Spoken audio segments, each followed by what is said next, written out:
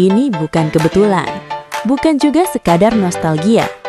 Ketika Simon Grayson tiba-tiba datang ke markas Leeds United, dan beberapa jam kemudian, Pascal Struijk mengunggah simbol Garuda, pertanyaannya cuma satu.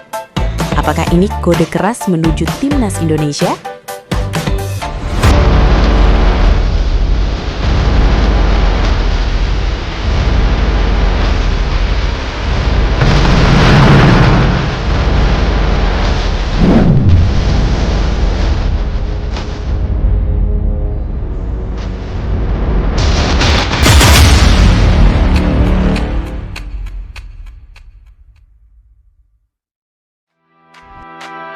Kabar ini datang tanpa aba-aba, tapi langsung mengguncang publik sepak bola Indonesia. Di tengah persiapan besar timnas menuju agenda internasional, satu nama tiba-tiba jadi pusat perhatian. Pascal Struijk, bek tangguh yang selama ini dikenal sebagai pilar di Leeds United, kini mulai dikaitkan dengan kemungkinan naturalisasi. Dan semuanya bermula dari satu sosok, Simon Grayson. Buat yang belum terlalu familiar, Simon Grayson bukan nama sembarangan. Dia adalah mantan pelatih Leeds United yang menangani klub tersebut dari 2008 hingga 2012. Di masa itulah Leeds perlahan bangkit dan kembali ke Championship. Kini, Grayson punya peran baru. Dia resmi ditunjuk oleh PSSI sebagai bagian dari staf kepelatihan timnas Indonesia. Dan sebelum berangkat ke Indonesia, Grayson justru memilih untuk pulang sejenak ke Leeds. Lewat Instagram pribadinya, dia mengunggah momen saat berada di Leeds United Academy. Captionnya sederhana, pertama kali kembali sejak 2012, banyak yang berubah. Kelihatannya biasa saja, tapi di mata fans Indonesia, ini bukan sekadar nostalgia. Kenapa publik langsung heboh? Karena waktunya terlalu pas. Grayson datang ke markas Leeds United, dan di sana ada satu pemain yang sedang jadi pembicaraan. Pascal Struijk. Bek berusia 20-an tahun ini bukan pemain biasa. Dia punya pengalaman bermain di Premier League, bahkan jadi andalan di lini belakang Leeds. Yang bikin menarik, Struijk memiliki garis keturunan Indonesia.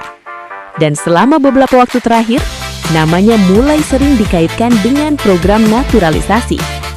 Jadi ketika Grayson, yang sekarang bagian dari timnas Indonesia datang ke Leeds, publik langsung berpikir, apakah ada pembicaraan di balik layar? Tidak ada foto bersama, tidak ada konfirmasi resmi. Tapi justru disitulah spekulasi makin liar. Dan kemudian, momen yang bikin semuanya makin panas terjadi. Sehari setelah kunjungan Grayson, Pascal Struijk mengunggah postingan di Instagram.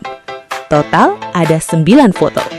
Sekilas terlihat seperti postingan biasa, aktivitas sehari-hari, momen santai. Tapi netizen Indonesia menemukan satu hal yang langsung bikin heboh. Sebuah gambar Garuda, simbol yang jelas identik dengan Indonesia. Di dunia sepak bola modern, hal seperti ini jarang dianggap kebetulan. Apalagi kalau berkaitan dengan isu naturalisasi. Netizen langsung membanjiri kolom komentar. Mulai dari, "Welcome to Indonesia," sampai, "Kami tunggu kamu di timnas." Apakah ini sinyal? Atau cuma kebetulan visual? Sampai sekarang, belum ada yang benar-benar tahu. Kalau kita tarik garis, ada 3 hal yang bikin cerita ini terasa tidak biasa. Pertama, timing. Kunjungan Grayson terjadi tepat di tengah isu naturalisasi yang sedang ramai. Kedua, lokasi. Leeds United bukan tempat sembarangan, dan di sanalah Struijk bermain. Ketiga, respon Struijk. Postingan Garuda setelah kunjungan itu jelas membuka ruang tafsir. Dalam dunia sepak bola, transfer, naturalisasi, atau perpindahan federasi sering diawali dari komunikasi yang sangat tertutup. Jarang ada pengumuman langsung. Biasanya, dimulai dari kode-kode kecil seperti ini. Dan kalau memang benar ada pendekatan, maka ini bisa jadi langkah besar bagi timnas Indonesia. Karena Struijk bukan cuma pemain keturunan. Dia adalah pemain dengan level Eropa, pengalaman Premier League, dan kualitas yang sudah teruji. Bayangkan jika ini benar terjadi. Pascal Struijk mengenakan jersey merah putih. Lini belakang timnas Indonesia akan naik level secara signifikan. pengalaman bermain di Inggris, duel fisik, reading game. Semua itu adalah hal yang selama ini sangat dibutuhkan. Dan dengan kehadiran sosok seperti Simon Grayson di staf pelatih, bukan tidak mungkin pendekatan ke pemain-pemain Eropa akan semakin intens. Sekarang, semuanya masih sebatas spekulasi. Belum ada konfirmasi resmi, belum ada pernyataan langsung.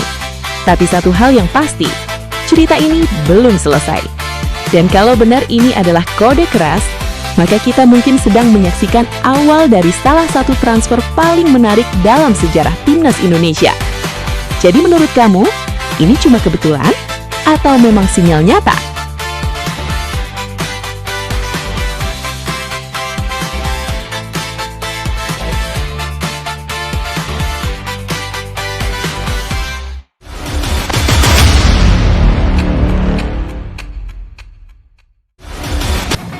Debu musim Jai Itzes bersama US Sassuolo benar-benar layak disebut sebagai salah satu cerita paling menarik dari pemain Indonesia di Eropa saat ini. Siapa sangka, datang sebagai pemain yang belum terlalu banyak disorot publik Italia, Itzes justru langsung menjelma menjadi sosok penting di lini belakang Sassuolo pada musim 2025-26. Tanpa butuh waktu lama untuk beradaptasi, bek timnas Indonesia itu langsung mendapat kepercayaan penuh dari pelatih untuk mengisi posisi inti. Dan yang paling mencolok bukan cuma soal performa, tapi juga konsistensinya. Sepanjang musim ini, Jai Itzes sudah mencatatkan total 2.520 menit bermain. Angka yang tidak main-main untuk ukuran seorang pemain yang baru menjalani musim debut di klub baru. Bahkan, jumlah menit bermain tersebut sejajar dengan penjaga gawang utama mereka, Arianet Muric. Artinya apa? Itzes bukan sekedar pelengkap skuad. Dia adalah pemain yang benar-benar diandalkan. Hampir di setiap pertandingan penting, namanya selalu masuk starting 11. Ini jadi bukti bahwa kualitas, kedisiplinan, dan kematangannya di lapangan mampu menjawab ekspektasi tinggi di kompetisi seketat Serie A. Menariknya lagi, peran Itzes bukan hanya bertahan.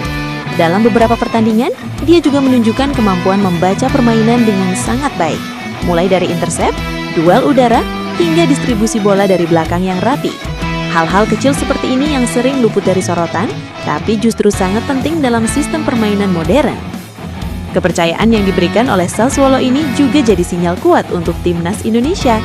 Dengan jam terbang tinggi di level Eropa, Itzes jelas bisa menjadi pilar utama di lini pertahanan skuad Garuda ke depan.